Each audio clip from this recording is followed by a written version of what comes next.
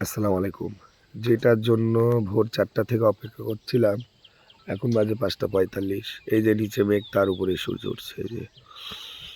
এই যে অন্ধকার এখনো কাটে নাই।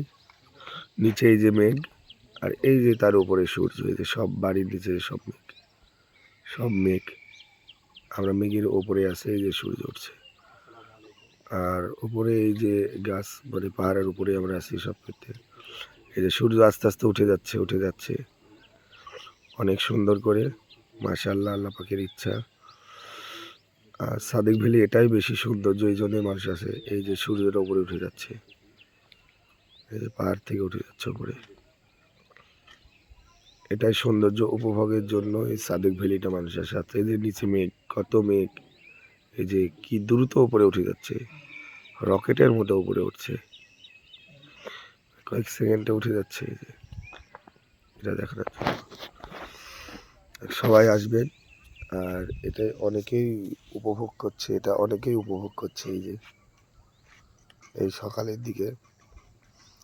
তো দোয়া করবেন আমার দিকে।